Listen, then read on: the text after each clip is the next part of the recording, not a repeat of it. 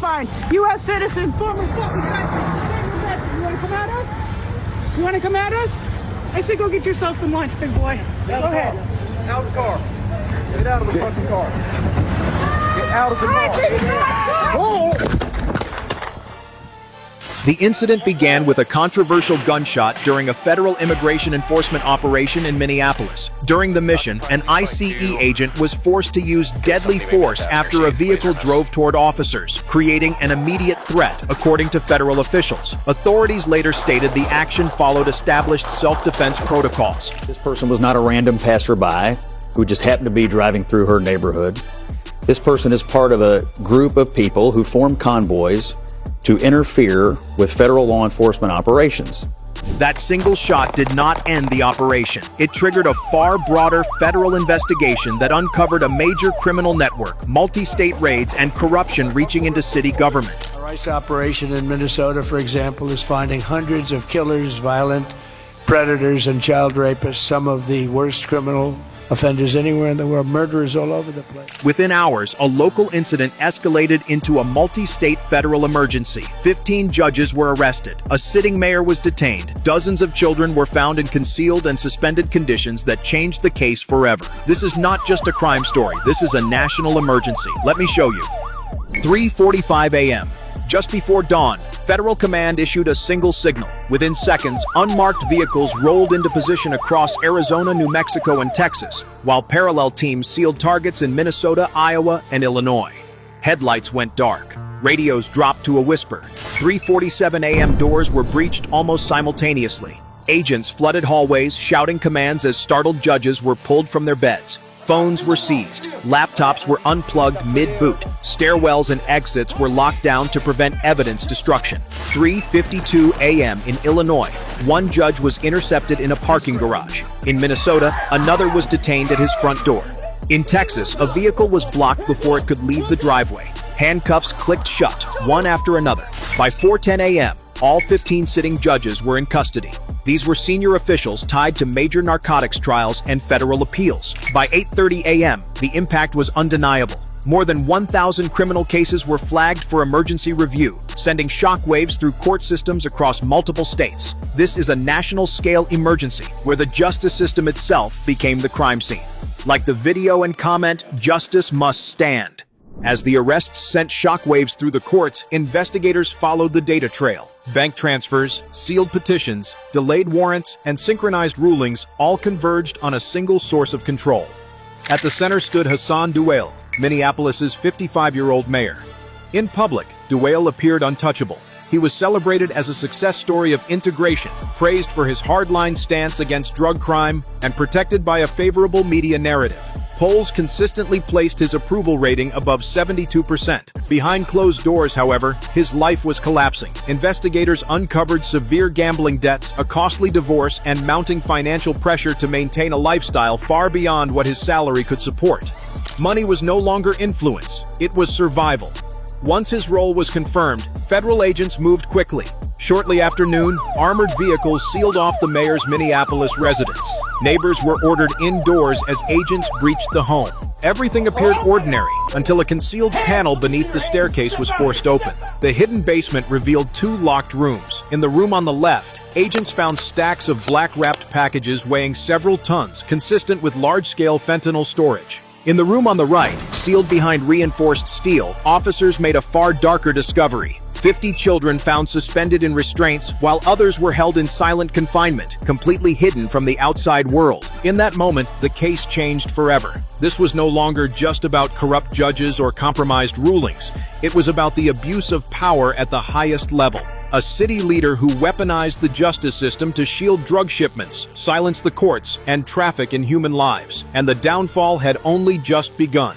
Comment, stop using poison if you believe these drugs should never reach another family. As the arrests unfolded, prosecutors began dissecting how parts of the system had been compromised and how Mayor Hassan Duale had placed a price on justice.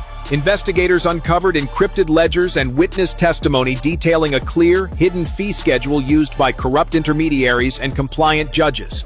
A simple procedural violation, missing paperwork, a late filing, or a technical error cost between $40,000 and $60,000. enough to weaken a case without drawing attention. To dismiss an entire prosecution, the price rose to approximately $150,000. Charges disappeared. The accused walked free. Official records showed no wrongdoing. The most expensive service involved appeals. A reversed appellate ruling, often the final barrier keeping cartel leaders behind bars, cost nearly $300,000 per case. With a single signature, years of investigative work collapsed. These were not isolated favors. Each manipulated ruling protected drug shipments worth hundreds of millions of dollars. Judges did not need to touch drugs or weapons. Their role was simpler, but far more dangerous. Delay, dismiss, and deflect. Legal procedures were weaponized, destroying cases from within while preserving a facade of legitimacy. Money was broken into multiple transfers to avoid federal reporting thresholds and routed through shell accounts across several states. On paper, everything appeared transparent. In reality, justice itself became a commodity, bought, sold, and traded to quietly sustain cartel operations. If you believe corruption survives because people remain silent, comment, "No more silence." With the corruption exposed, federal authorities reached a final conclusion. This was no longer a judicial scandal. It was an active cartel network operating in real time. The order was clear: dismantle the entire structure in a single coordinated strike. Between 00 and 2 a.m., the operation shifted from planning to war. More than 800 federal agents deployed silently across Illinois, Iowa, and Minnesota. No sirens. Low radios, speed, shock, and total control before the network could react. The first breaches came at fortified warehouses on the outskirts of Minneapolis. Steel doors were blown inward with concussive charges. Flashbangs detonated, flooding concrete corridors with white light and thunder. Armed guards opened fire from behind stacked pallets, triggering the first exchange. Agents advanced through smoke, shields up, rifles trained, clearing corners inch by inch. Within minutes, the outer perimeter fell. As ground teams pushed forward, helicopters cut across the night sky, their rotors hammering the air above rural Minnesota compounds. From the ground, red and blue strobes lit frozen fields as convoys boxed in targets from every direction. Escape routes vanished. Engines were disabled, tires shredded. Anyone who ran was caught within seconds. Inside one reinforced storage facility, resistance intensified. Cartel enforcers fired from elevated catwalks, pinning agents in a narrow access lane. A 7-minute firefight followed. Short, violent, decisive. When it ended, the building was secured. Inside were industrial pill presses, chemical drums, and packaging materials capable of producing millions of doses in a matter of days. In Iowa, interdiction teams closed the trap on a moving transport convoy. Armored SUVs rammed into position, forcing the lead truck to a halt. The driver attempted to break through the blockade and was disabled after a controlled impact. Hidden compartments revealed unregistered firearms, encrypted radios tuned to law enforcement frequencies, and sealed containers loaded with narcotics. Across all locations, the pattern repeated. Doors breached, weapons dropped, suspects restrained. By the end of the first hour, thousands were in custody. Warehouses, safe houses, and covert offices were locked down one by one. Communications collapsed. Orders went unanswered. The network realized too late that this was not a single raid. It was a synchronized collapse. By dawn, the scale was undeniable. Tens of tons of cocaine, meth, and fentanyl were seized. Hundreds of weapons were pulled from circulation. Hundreds of millions of dollars in cash and assets were secured. Most critical of all, the interstate transport routes that had fed the operation were cut in a single night. When the gunfire stopped, the silence returned. But the system that had protected the cartel was gone. In just a few hours, a multi-state criminal infrastructure built over years had been dismantled by force, precision, and overwhelming coordination. Like this video if you support federal agents risking their lives to dismantle cartel networks. When daylight finally broke, investigators began counting what had been taken. The numbers climbed steadily, then alarmingly, then beyond anything first estimates had suggested. This was not a typical bust. It was the physical footprint of a criminal economy that had been allowed to grow unchecked for years. Inside secured warehouses and underground storage rooms, agents cataloged tens of tons of narcotics, cocaine stacked on reinforced pallets, methamphetamine packed in industrial sacks, and fentanyl sealed in vacuum-wrapped bricks. Chemical residues and packaging patterns showed the drugs were already staged for rapid distribution. Analysts calculated that, once diluted and pressed, the seized fentanyl alone could have produced millions of lethal doses, enough to poison entire metropolitan regions in a matter of days. Weapons seizures followed the same pattern of scale. Armories hidden behind false walls yielded hundreds of firearms, including assault-style rifles, high-capacity pistols, and modified weapons designed for close-quarters fighting. Many had serial numbers removed. Others were traced to previous violent crimes across multiple states. Alongside them were crates of ammunition, body armor, and encrypted radios programmed to monitor law enforcement channels. Cash recovery teams worked through the night. False floors, safes embedded in concrete, and vehicles retrofitted with hidden compartments revealed hundreds of millions of dollars in currency, gold, and bearer instruments. Financial analysts noted that the cash was deliberately bundled in amounts just below federal reporting thresholds, confirming a long-running effort to evade detection. Title deeds, luxury watches, offshore account credentials, and cryptocurrency keys expanded the seizure far beyond physical money. But the most damaging losses for the network were structural. Investigators dismantled pill press operations, chemical mixing stations, and labeling facilities that allowed counterfeit drugs to enter the market disguised as legitimate medication. These were not small labs. They were factory-level installations capable of running non-stop. Their destruction meant the supply chain could not simply restart somewhere else overnight. By late afternoon, federal commands summarized the impact. Distribution hubs were gone. Transport corridors were severed. Safe houses were compromised. Couriers were in custody. For the first time in years, the cartel's internal logistics failed entirely. Messages intercepted after the raids showed confusion and panic. Payments stopped. Orders went unanswered. What had been exposed was not just a cache of illegal goods, but the sheer industrial scale of the operation. This was a parallel economy hidden inside the country, moving drugs, money, and weapons with the efficiency of a corporation. And in a single coordinated operation, its physical foundation had been stripped away. With the drugs seized and the weapons secured, investigators turned to what had truly sustained the network: money. What they uncovered was not reckless greed, but careful design. Every dollar had been moved to avoid attention, split, delayed, and disguised to keep federal alarms silent.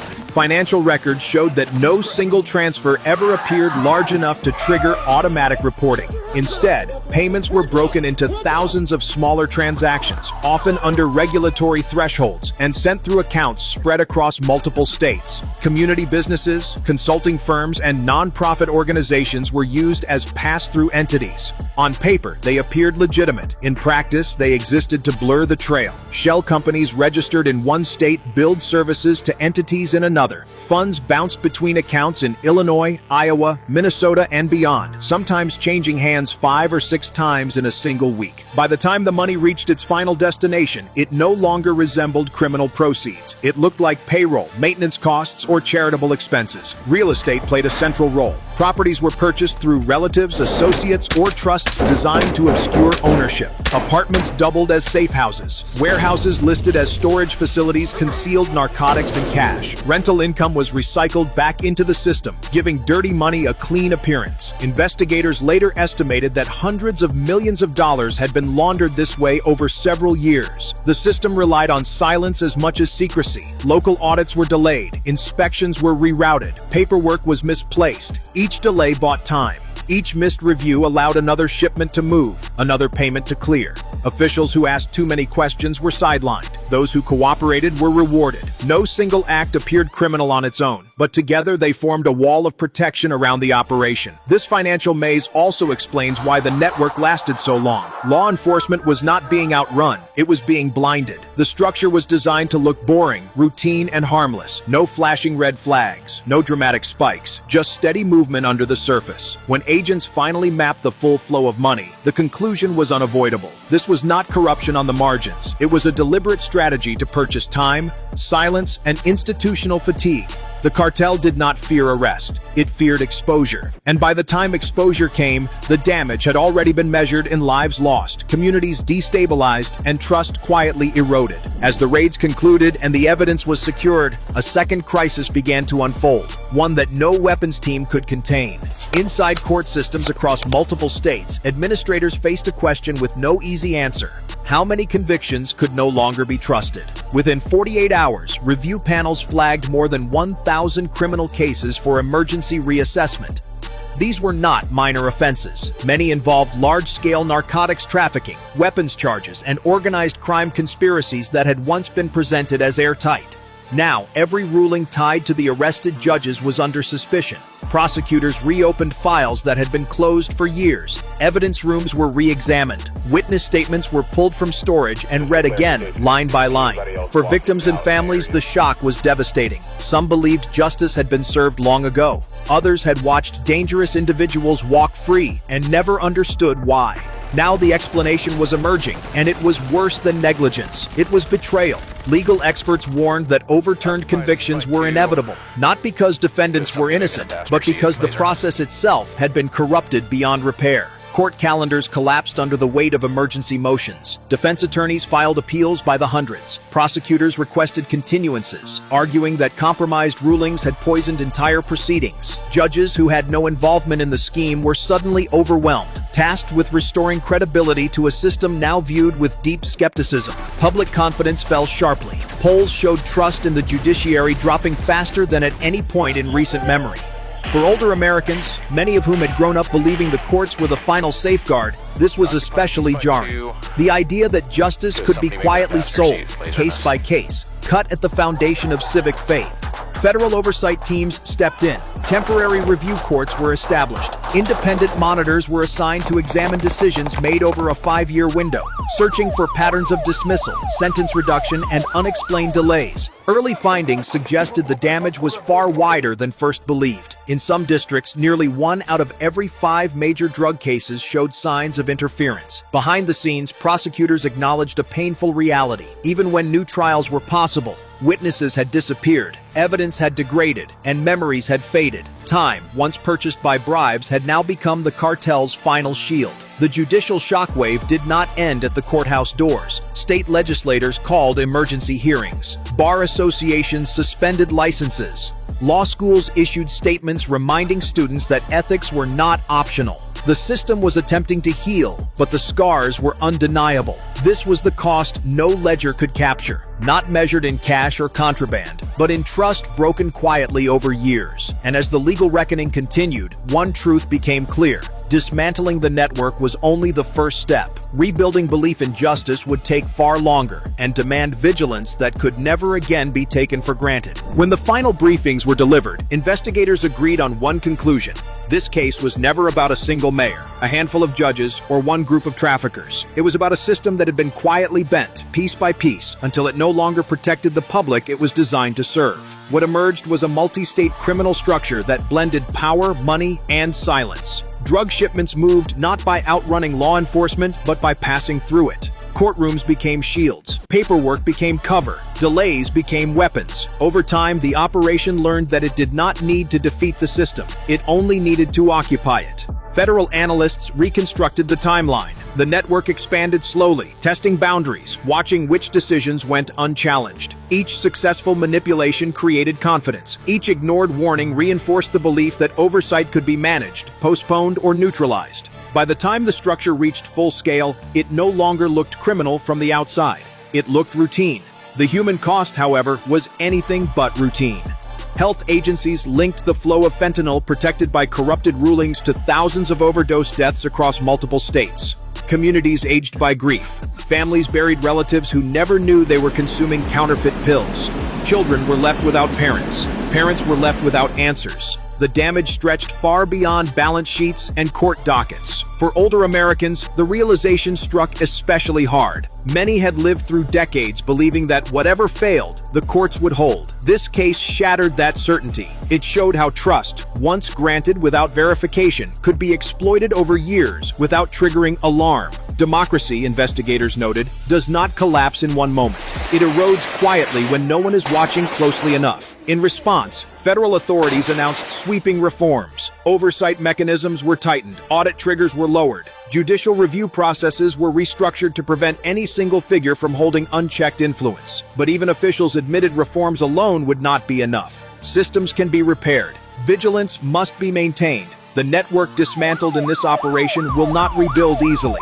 Its roots are exposed, its finances are frozen, its protectors are removed, Yet the lesson remains uncomfortably clear. Criminal organizations adapt faster than complacency. Where attention fades, opportunity returns. As files were closed and careers ended, one senior investigator summarized the case in a single sentence. Power does not corrupt suddenly. It corrodes gradually when accountability is absent. The operation ended a vast criminal enterprise, but it also issued a warning. Justice cannot be assumed. It must be watched, questioned, and defended every day. What this case ultimately reveals is not just the collapse of a criminal network, but a warning about how fragile public trust can be when accountability fades. In a functioning democracy, justice depends not only on enforcement, but on constant public oversight.